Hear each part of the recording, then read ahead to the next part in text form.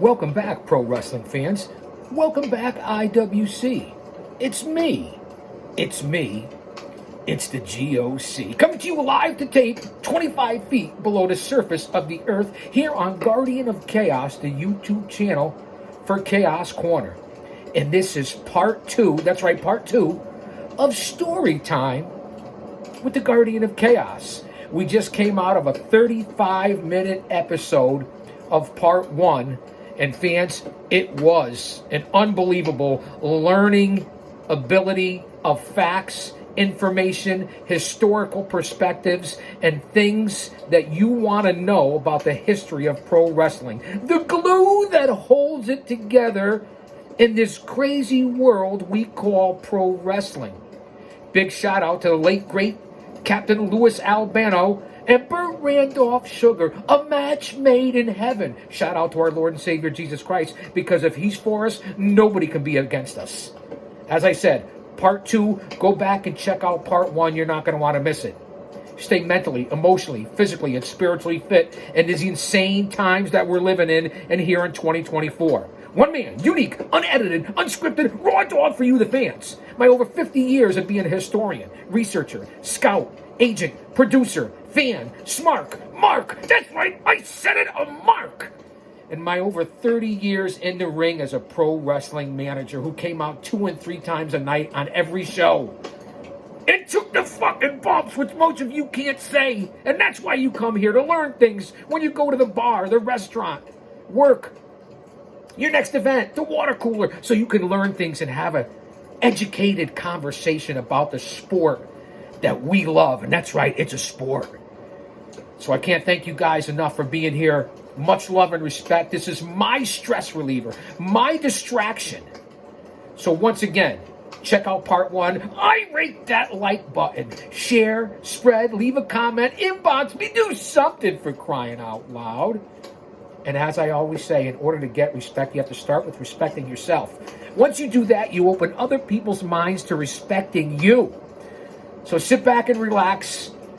I'm on my second cup of coffee, but I have the lemon water right here to the left of me, which I guess would be the right of you on screen. I don't know. I'm as confused as a baby at Hooters, but I'm certainly as busy as a blow-up doll at a frat party, here with almost 3,000 videos on the channel. Look at the playlists. Over 1,000 subscribers, 4,000 watch hours, 500,000 views. We're growing by leaps and bounds. As I said, grab a snack, grab a beverage. School is back in session. Enjoy. Part 2, the glue that holds it together. Remember the time frame here? This is over 20 years ago, 25 years ago. But it still applies to today's 2024 business, which is booming. WWE's on fire. AEW holding on. They're trying. All the independents, which are the backbone of this industry, the independents are booming, especially here in the greater New England tri-state Northeast area, in the shadows of Titan Towers. There's really a lot going on. Big shout out to my boys down at Paradise Alley Pro Wrestling and the Paradise 4. You know who they are. If you're a subscriber here, if you're here all the time, we had 10,000 viewers last week. Again, I can't thank you guys enough. So sit back and relax as I bring you into my home and give you and share my knowledge from this learning tree.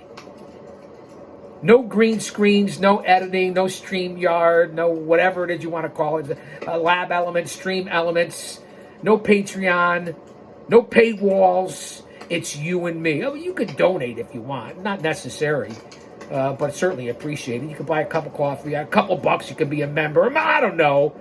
My number 1 members, the OTS Tribal Queen. Big shout out.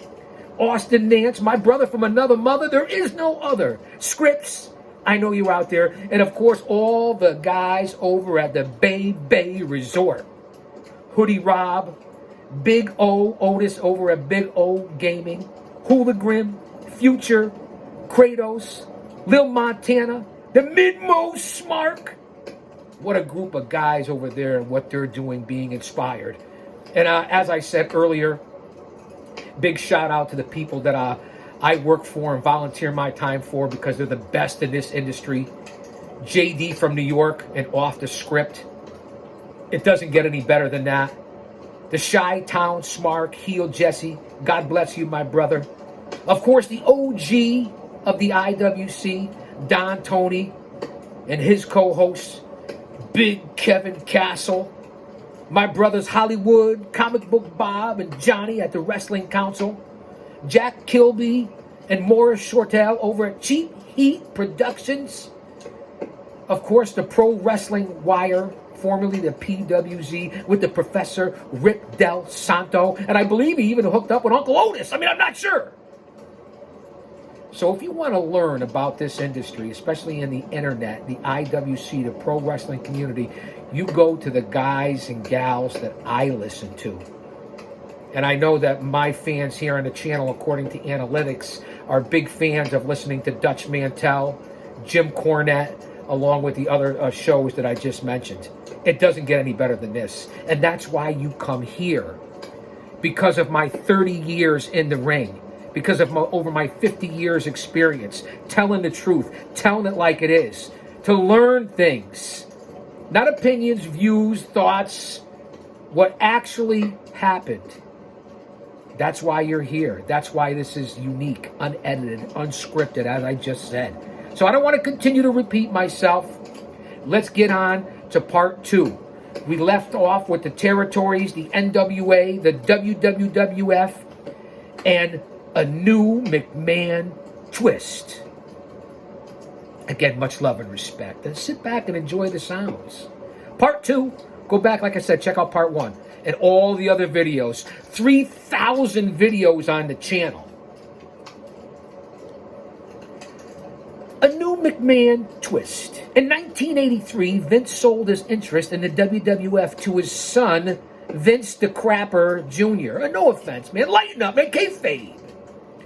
What followed was a nationwide wrestling blitzkrieg. A take-no-prisoners war of expansion that would radically change the world of professional wrestling. That's an understatement. And we know what's happened here in 2024. Vince Jr.'s persona non grata at this moment. Triple H is running the show along with several other people and been bought out by Endeavor, Nick Khan, the UFC, Dana White, so on and so forth. And we know TK with Deep Pockets and AEW. Listen, I'm a fan of all the organizations. I'm a pro wrestling fan. So this is where we are. Remember the time frame. And speaking of wars and what's going on, how crazy is 2024? Stay mentally, physically, emotionally, and spiritually fit. I say it all the time. I repeat it all the time. Situational awareness. Close to like-minded. I almost said woke-minded because those are the idiots. Like-minded people. Tomorrow is not guaranteed for any of us. Pay attention to what's going on in this world because it's going to get ugly. And that's why we stand in faith, not fear. Continue to live your life, but be aware. I always put out my mission statement and a dose of reality of what's going on in this world. Because we're being taken from the inside out in the United States of America. Never mind what's happening in Russia, Ukraine, Israel, Gaza, Iran, Iraq, Syria, everything else that's going on. Because it's happening right here in this country with all these under 30-year-olds who have their head up their ass and are elitists and what's going on around these college campuses. It was okay for one, but it's not good for the other. None of it should matter. Race, religion, culture, skin color. None of it should matter. We're all the same people. And I don't think a lot of society, especially the younger people, understand that. So let me get off my soapbox here. And if you want to learn about what's really going on in the world and supporting our military and our law enforcement and our first responders, you go over to my Two Brothers show. And that would be Hey Roma. That's right, Hey Roma. With Pretty Paul Roma and Mario Mancini on the Hey Roma podcast. That's where you'll find out what's really going on in this country. They pull no punches. They tell it like it is, just like the G.O.C. So go out and check that out as well. Let's get back onto the glue that holds it all together. That's me. In this crazy world we call pro wrestling.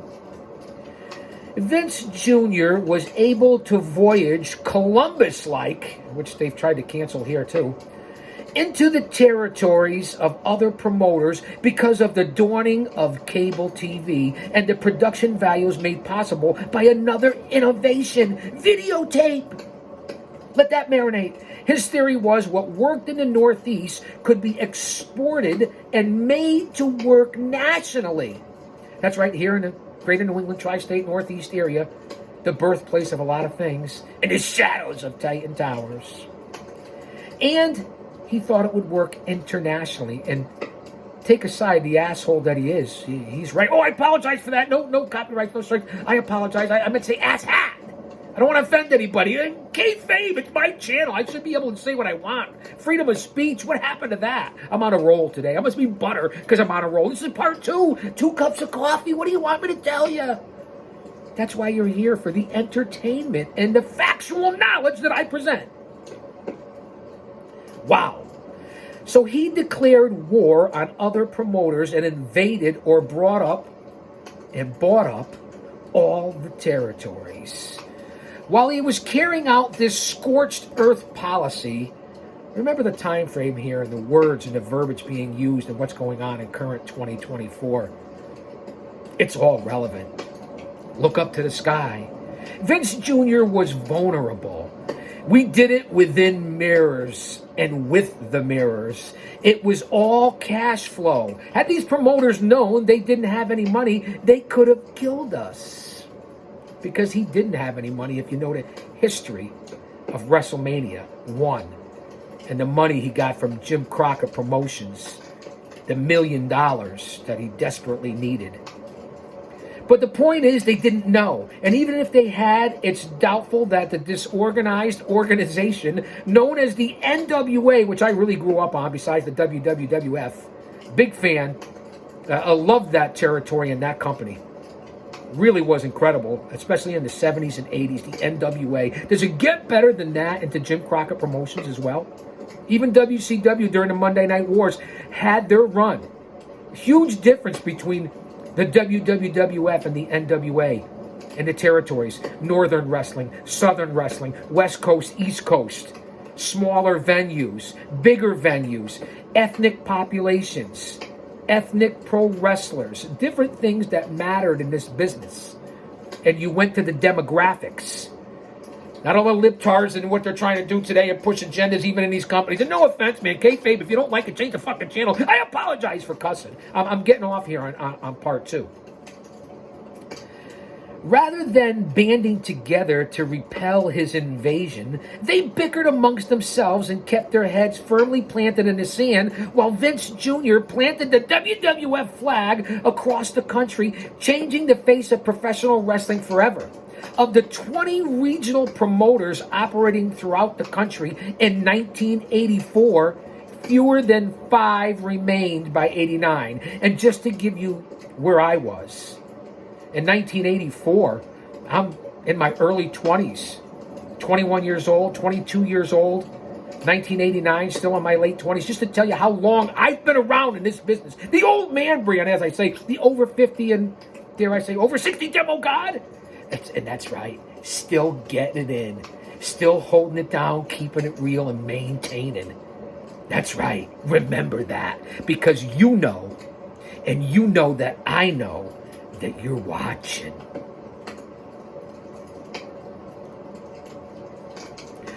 WrestleMania, which we just came out of a couple of weeks ago, of WrestleMania 40.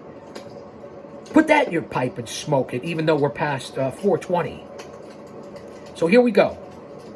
If there was any one moment that defined the success of the WWF, cementing its position at the top of the wrestling ladder, it was WrestleMania. Now, before that, the advent of MTV, the Rock and Wrestling Connection, the war to settle the score, the brawl to settle it all, classic stuff for back in the day. And what's really led into WrestleMania and Saturday night's main event and the whole cartoon era of the WWF characters, which I really didn't like, but it was entertaining.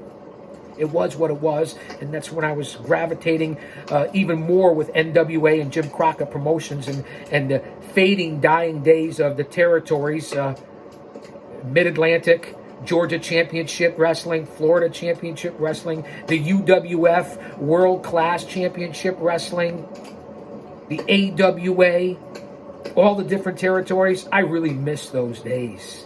Even Polynesian Pacific Pro Wrestling. Pehe oi mele hini kane pupule wiki wiki. Aloha and mahalo to all my brothers.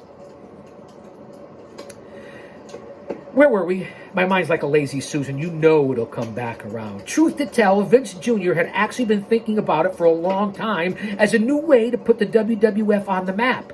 The idea had its roots in McMahon's perception of wrestling. He knew that the WWF was in the entertainment business. This is where it all started, fans.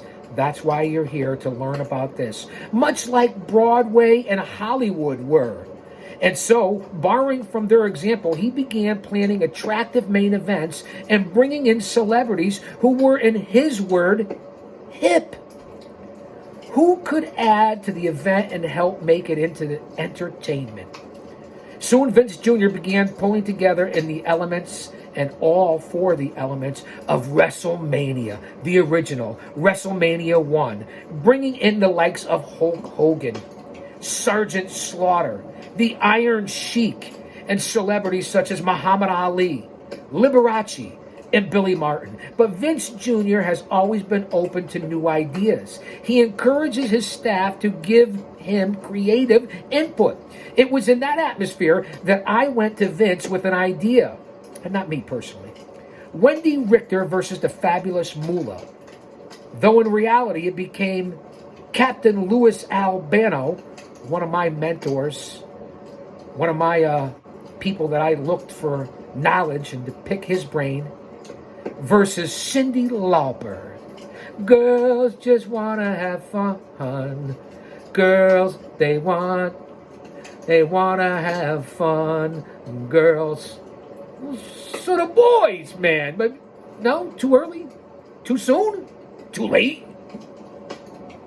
That's why I tell you to go out and do your due diligence and research, because it's tough to find that MTV scores and the brawl to settle it all, war to settle the score that really set up for WrestleMania 1. Girls just want to have fun, how about that for a segue? Maybe I should explain how that came about. It started a few years before on a plane from Puerto Rico. No, hold on, man, it's a joke. As I always say, lighten up, man, kayfabe. There I was just sitting there when a young lady came over. Cripes, I said, or something that sounded like it. It's Cyndi Lauper. She introduced herself and said she'd been a wrestling fan all her life, and then asked if I would like to be in a video she was making in her big hit, Girls Just Want to Have Fun. That's right, Captain Lou was in that video. And a little sidebar, because that's why you're here, my relations to what goes on in the business and that most people in the IWC don't have. At one point, working with Sheldon Goldberg, New England Championship Wrestling, the legendary historian Sheldon Goldberg. Go out and Google it. Go Google it. No, don't go Google it. DuckDuckGo it. Use DuckDuckGo. It's more privacy. And for the NWA New England with the late, great Boston bad boy, Tony Rumble, I had the opportunity to work and meet Captain Lou Albano. Again, this is the late 90s. And there was an angle that was being promoted and that we were going to work with, where I would be portrayed as Captain Lou Albano Jr. And then it would end up in a feud between the captain and myself. Needless to say, it didn't materialize, but just the thought and being offered and approached and it being talked about and comparing me as a new school Albano to the old school is something that they can't take away from me, that I'll never forget. I wish it would have worked out. The captain had moved on at that point, but it was worth talking about. While we were filming the video, this is Captain Lou talking, a sort of merging of the worlds of wrestling and rock. Rowdy Roddy Piper saw an opportunity to create some mischief. He asked me to appear on his TV show, Piper's Pit, which is where I got my idea for Chaos Corner and used to do it live in the ring. For what I thought was going to be a straight interview. And then we had, of course, Captain's Corner, Captain Lou Albano. Chaos Corner, Albano, tomato, potato. He started egging me on about male supremacy and being a bit chauvinistic anyway. I took the bait and made some rather rash remarks like women are garbage and only good for having babies and cleaning the house. We know that's not true, but it's the storyline, man. This is story time. Well, that tore it. To make it worse, one night down at Madison Square Garden, I ran into Cindy and we started in. Again, I said some intemperate things like you were just a dirty little broad before you met me, and so on. Cindy wasn't going to take it, so she fired back. Tell you what, fat man, I'm going to put a woman wrestler up against one of yours. And if my woman wins, you're going to have to apologize and admit women are at least as good as men, maybe even better. Hey, listen, biblically, woman was created from the rib of man, not to walk behind him or in front of him, but to walk beside him.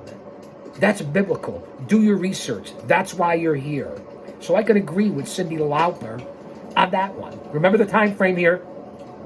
We are in the early, middle, and late 80s. The battle between the sexes. Before I get onto that, let me throw this little tidbit of information. There's no truth to the rumor that Cyndi Lauper is Captain Lou's daughter. Yes, he played her father in all those videos. She bop, we bop, he bop. No. Girls just want to have fun. Time after time. And The Goonies, the legendary cult film, and her real mother played the mom in The Goonies. But I was just acting, artistic license or something like that, Captain Lou said. Cindy picked Wendy Richter to carry her banner, a young lady out of Texas who was then rising in the WWF ranks. My choice was a natural, again, Captain Lou to quote, Fabulous Moolah, the woman's champion. You guys know that I had dinner on more than one occasion with Moolah and Mae Young. Two ladies that were incredible, impeccable. They treated me like gold. They actually wanted my daughter, my youngest daughter, to come down to the camp. And she was only like 12 or 13 at the time. Well, I don't know the stories and how true they are, but they treated us like gold, and I never did send my daughter to camp. She's now a registered nurse. I'm just giving you history. This is what you get that no other podcaster, and again, this isn't a podcast, can relate to the fans, to you guys. That's why this channel is unique in itself.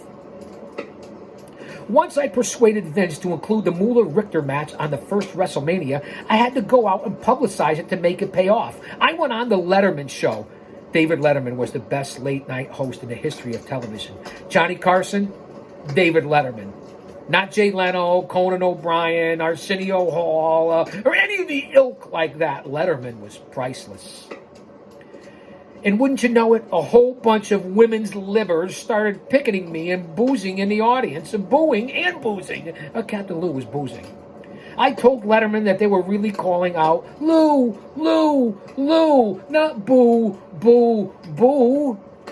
I have the body women love and men envy.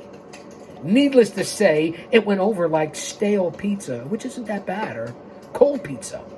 To top it off, Wendy Richter won, and I had to eat my words. But all in all, it was a successful promotion, and it added to the success of WrestleMania 1.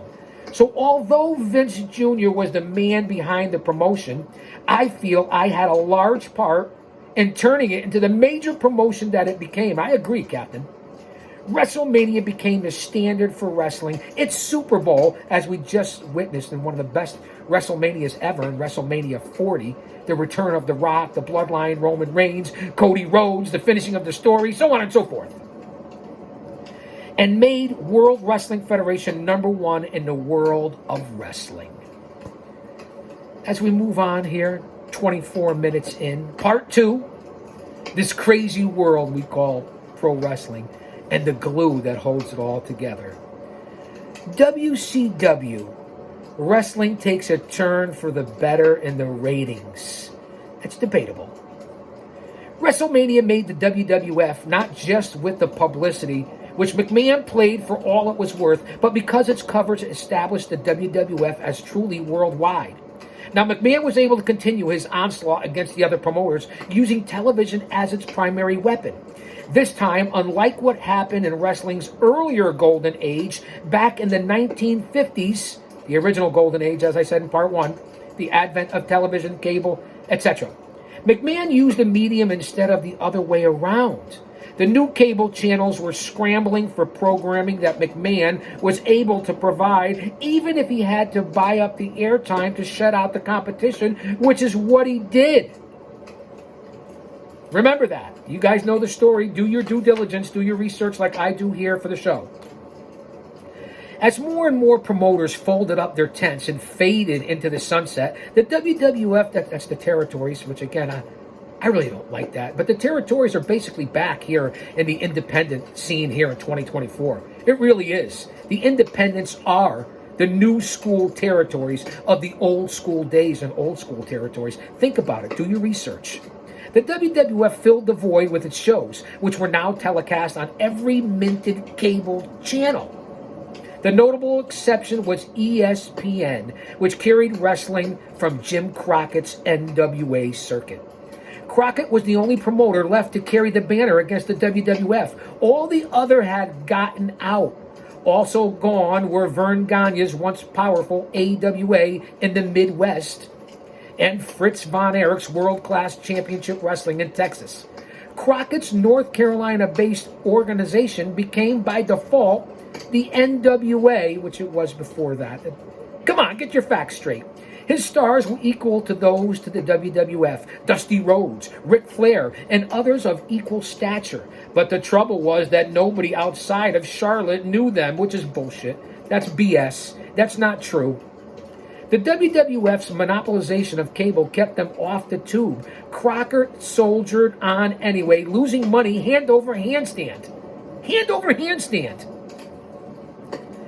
And here's where wrestling comes into it with Ted Turner, WTPS, which I was thankful for at the time. It looked like McMahon held all the cards and could dictate terms to television networks. Turner tries to take charge, most of which were so eager to keep their wrestling program that they rolled over on his command. That's very true. All except for Ted Turner of the Turner Broadcasting System, TBS, which is currently we're at the home of AEW and TNT and TBS. Rumor had it Turner was upset with Vince Jr.'s demands for time slots, or that he was pissed with McMahon for buying up some of Crockett's talent, which was now showing on TBS. Whatever the reason, Turner decided to declare war on McMahon and bought up Crockett's promotional territory. Hence WCW, NWA to JCP to WCW. According to McMahon, Turner called to gloat about his new acquisition, and you guys know this famously, announcing that he was now in the wrestling business. Good, said McMahon. We're in the entertainment business, and this is where it all started. And McMahon hung up the phone. While Turner had bought Crockett's business, he hadn't bought the NWA designation. At least according to what remained of the loose alliance of regional promoters from the territory. They used Turner for his use of the NWA initials. I worked for several of those NWA territories. That's my history. That made no never mind to Turner. He just changed the initials to WCW as in World Championship Wrestling. It was, after all, already the name of his #1 TV show on Saturday nights. Those were good times. It turned into an all-out war between the two moguls. And although Turner lost money for the first 8 years, this man never blinked. Kind of like TK, deep pockets, right? Tony Khan, come on, AEW. Having accomplished his primary purpose, preventing McMahon and the WWF from monopolizing cable TV wrestling, Turner was also creating his own programming for TBS, a superstation that beamed its signals all across the country. With Turner's WCW, McMahon was faced for the first time with the WWF not being the top wrestling dog. And with the defections of some of his top stars from the ranks, it seemed as if the standard wrestling good guy versus bad guy scenario, however you guys want to pronounce it, as we move on here, stand by, had run out of steam. Who knows? We see where it is now. After 4 decades, it suffered from thematic exhaustion. So he hit upon a new plan to pump up interest and work a twist on the old routine. He cast himself as a bad guy and started a feud with Stone Cold Steve Austin. This is McMahon Jr. we're talking about. This struck a responsive chord among the fans and shot the WWF and its new Raw is War show back to the top. Today, the war between wrestling promoter titans pits Turner's money against Vince's ingenuity. Remember the time frame where we are here. We are in the late 80s going into the early 90s, into the middle 90s, and into the Monday Night Wars. Here in the Time Machine on Chaos Corner for story time with the G.O.C. That's me. And although Turner can always outspend Vince, much like Tony Khan right now in AEW can compete, you see the correlation even here in 2024, even though we're going back 25 years, 35 years ago. Vince can always fight back with new ideas, newfangled plot lines, and outrageous gimmicks. McMahon cut deals right and left to keep Turner out of the top arenas. Turner's response was to start his own pay-per-view shows, cluttering the already crowded pay-per-view schedule and diluting the impact of WrestleMania. The two soon began a game of anything you can do, I can do better. Kind of like what's happening right now, but TK's not competing. Just to make it relatable to you guys and gals. Take the WWF's Monday Night Raw program, for instance. It had always been a huge success, a showcase of sorts for the WWF and a major promo venue for the pay-per-view events. Turner countered by moving his own show to Monday nights, calling it Monday Nitro. Then Turner did what every promoter has done from time immemorial. He started rating the WWF's roster for stars. That's what's going on right now in 2024. The Monday Night Wars were the resurgence of pro wrestling. Now, this is in the 90s. At this point, I'm already in my middle to late 30s, mid-30s. Already balls deep, pardon the expression, in this industry as a talent myself. Still serving my 25 years behind the walls and chasing the worst of the worst around the country for different high courts and for Dr. D, David Schultz. Pro wrestling's original bad boy. Let that sink in. Just giving you the history, giving you the facts as I know them. First to come over was Hulk Hogan, who had to change his name to Hollywood Hogan in the face of a lawsuit by the WWF when it claimed rights to the original name. Turner changed Hogan's persona as well, turning him into a bad guy. WCW ratings went through the roof, and Monday Nitro passed Raw as War in the ratings for the first time, hence the whole 83 weeks, Eric Bischoff, so on and so forth. Really a great time. The NWA, Too Sweet, so on and so forth. It really was incredible what was going on during that era. Most of you guys were either, and gals, were either young children, teenagers if you're lucky, unlike me, who was already 10, 12, 15 years into the business, learning from the legends and the greats and being able to work with them. I'm truly blessed and fortunate, and that's why I pass on my knowledge and stories and history to you. Wow. Monday Night Raw's War and Monday Nitro. Let that marinate. Let's move on here on story time. We're only 30 minutes in on part 2. Here we go. Again, middle to late 90s. The ECW and the rest of the federations. You knew I was coming here, right? You'd think that with the WWF and WCW so dominant, there'd be no room left for over any other organizations, including where I worked for the NAWA, the North American Wrestling Alliance, where all these stars from ECW came from and started their careers, where I was commissioner for over 20 years, the longest reign in pro wrestling history, where I took over for the living legend at the time, Bruno Sammartino. I took over his office, held that office for 20 years of the NAWA, and now currently it transitioned to Mr. USA Tony Atlas. Let that marinate. Bruno Sammartino, the G.O.C. Big Daddy, and Tony Atlas, running places like the Westchester County Civic Center and every other large organization and arena inside of the greater Northeast New England tri-state area, trying to compete with the WWF and WCW for short success, coming out of the UWF and Sports Channel, and so on and so forth. They really made a run, but again, persona non grata, and this is when ECW was starting to fold, and WCW as well. So let that marinate where I was in my career and working for the NWA territories as well. Just want to give you that relation. As I said, you'd think the WWF and WCW were so dominant there was no room for any other organizations. But you thought wrong. Today, remember the time frame here, we're going back 30 years.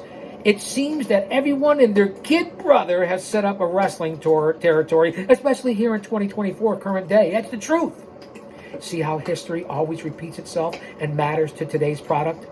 As the two major organizations changed their storylines from a focus on blood and simulated maimings to more convoluted plots and juvenile raunchiness, more busy valets and managers, and more human action figure acrobatics, they left a void. Hardcore wrestling, the way it used to be, with lots of blood, weapons, and over-the-top violence, was left behind, but not for long. The organization that best exploited the void left by the WWF and WCW was Eastern Championship Wrestling. That's right, the ECW. ECW presented alternatives to the fare offered by the WWF and WCW. Harder storylines, lots of blood, plenty of weapons, and violence that changed this business, let's face it. ECW began its life in a bingo hall in South Philly in the early 90s, the creation of Todd Gordon and the wrestler Eddie Gilbert.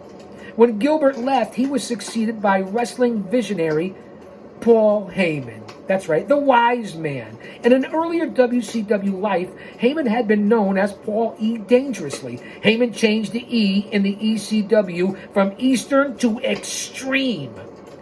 He bought infomercials on major TV, major markets, in the wee hours of the morning, and brought the newly named Extreme Championship Wrestling organization to the attention of millions of fans who were hungry for the old-time violence of the territory days.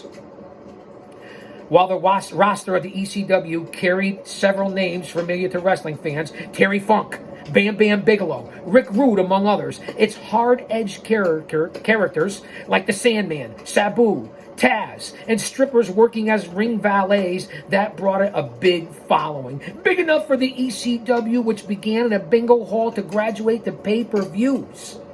The Dudley Boys, Tommy Dreamer, New Jack, the list goes on and on. ECW has become a semi-major organization.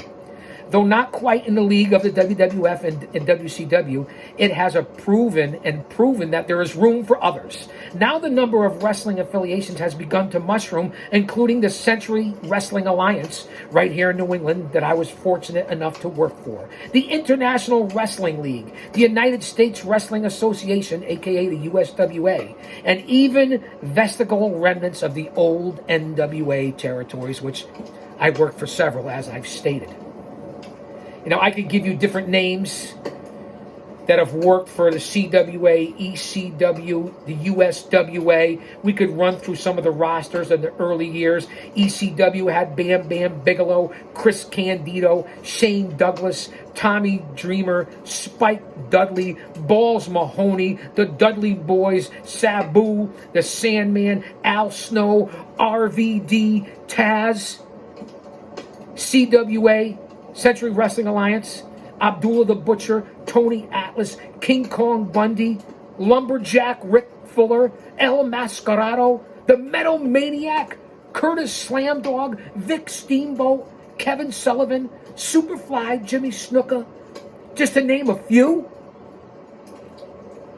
And the USWA lineup consisted of many stars as well. Brickhouse Brown, Brian Christopher, a.k.a. who would go on to be Grandmaster Sexay, Superstar Bill Dundee, J.C. Ice, Jerry the King Lawler, Mabel, Dirty Dutch Mantel, Akeem Muhammad, Kareem Olajuwon, Sir Mo, Wolfie D.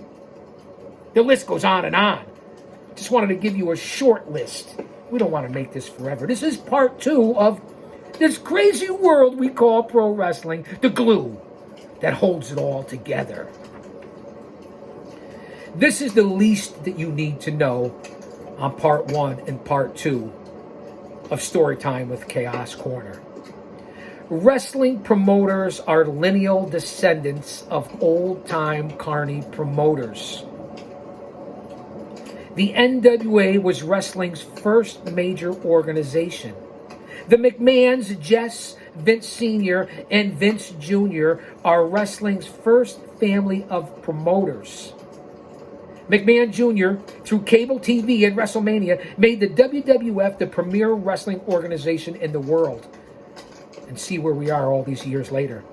Ted Turner used his Superstation TBS and WCW to challenge the WWF in an all-out head-to-head war for promotional supremacy, to where it still goes on today because Tony Khan and AEW are aired on TBS and TNT to carry on that legacy of what Turner did way back when. Besides the 2 major wrestling organizations, which back then, NWA into Jim Crockett Promotions into WCW, and the WWF into the WWF into WWE. And let's not forget the unbelievable organizations of the AWA, World Class Championship Wrestling, Georgia Championship Wrestling, Mid-Atlantic Championship Wrestling, Florida Championship Wrestling, Bill Watts' UWF, even the Savoldis and ICCW, West Coast, East Coast, Canada, Stampede Wrestling, even Luchadors, AAA, CMLL, of course, over in the land of the rising sun, New Japan Pro Wrestling, All Japan Pro Wrestling, what came out of a lot of different organizations into the late 90s, early 2000s, Ring of Honor, TNA, TNA Impact, whatever you want to call it, Evolve, even later on, and what's going on currently in the independent pro wrestling scene, including Paradise Alley Pro Wrestling. And as I said, besides the 2 major wrestling organizations, there are dozens of other affiliations on the wrestling landscape today, whether it was 25 years ago, 50 years ago, or current today in 2024. I went a little longer here on part 2. I can't thank you guys and gals, and especially my exclusive members of the Chaos Squad, for being here. I truly have a lot of fun. Again, this is my distraction, my stress reliever, my motivation, my passion, and especially the distraction from today's current events. Again, I can't thank you guys enough. Can I hydrate before I go, man? I did like an hour and a half of live shows. No live to tape, but it's still on the same day. So it's live, man. Don't debate me.